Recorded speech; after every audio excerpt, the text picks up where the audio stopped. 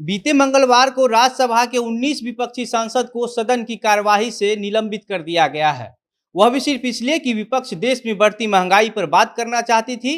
इससे पहले सोमवार को भी लोकसभा में 4 कांग्रेस सांसदों को निलंबित कर दिया गया है और आज आम आदमी पार्टी के राज्यसभा सांसद संजय सिंह को भी निलंबित कर दिया गया है। देश तो महंगाई से ऐसे भी परेशान है।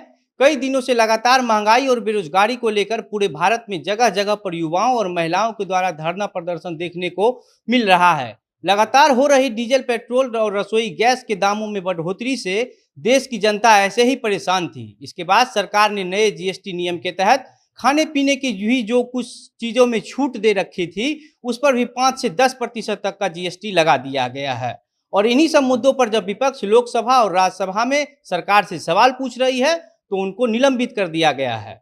आप कभी यह सोचते हैं कि हमेशा विपक्ष के सांसद को ही क्यों निलंबित किया जाता है? क्या सांसद के चलने का जो नियम और कानून का दायरा है उसमें हमेशा सिर्फ विपक्ष के सांसद ही आते हैं या फिर पक्ष के सांसद भी निलंबित किए जा सकते हैं? इन्हीं मुद्दों से जुड़ी हर एक पहलू पर करेंगे आज बात, लेकिन उससे पहले मेरा परिचय। नमस्कार, मेरा नाम घनश्याम सिंह है और आप जनता जंक्शन देख रहे हैं।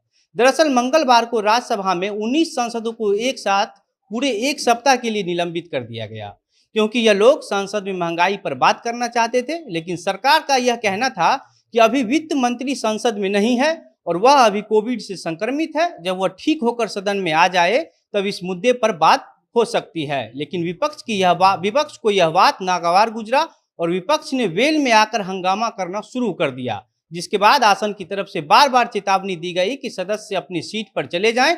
लेकिन कोई भी सदस्य इस बात को नहीं माने और फिर बाद में एक साथ 19 सदस्यों को निलंबित कर दिया गया। हालांकि चेतावनी आसन की तरफ से हमेशा दिया जाता रहा है।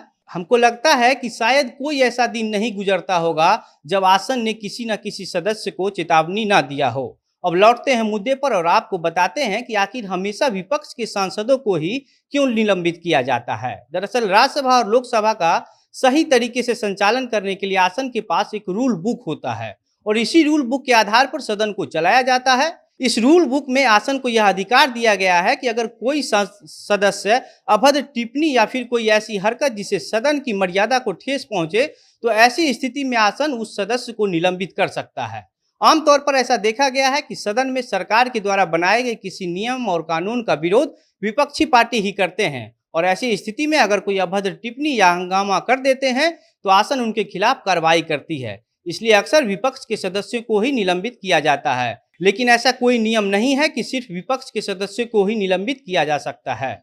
2014 में एक ऐसा हुआ कि कांग्रेस ने लोकसभा में अपने ही सांसदों को निलंबित कर दिया था। उस वक्त लोकसभा की स्पीकर मीरा कुमार थी और कुछ सांसद अलग तेलंगाना और कुछ सांसद अलग राज्य बनाने की मांग कर रहे थे। उस दौरान एल राजगोपाल कांग्रेस के सांसद थे और उनको निलंबित किया गया था। हालांकि जो मुद्दा विपक्ष का है, महंगाई और बेरोजगारी, इस मुद्दे पर बात होना सच में बहुत जरूरी है, क्योंकि पूरे देश में इस बात की गूंज है कि महंगाई और बेरोजगारी अपने चरम पर है। इस पूरे मामले पर सरकार की तरफ से जो कहा गया है कि जब तक वित्त मंत्री सीतारमण कोविड से ठीक होकर सदन में नहीं आ जाती है तब तक इस मुद्दे पर बात नहीं हो सकती है। हो सकता है विपक्ष को यह बात स्वीकार नहीं, उसकी आपत्ति के कुछ अपने तर्क भी हो सकते हैं, लेकिन किसी भी मुद्दे पर बहस के लिए पक्ष और विपक्ष दोनों को यह सोचने की जरूरत है कि बात करने के लिए सहमति कैसे बनाई जाए।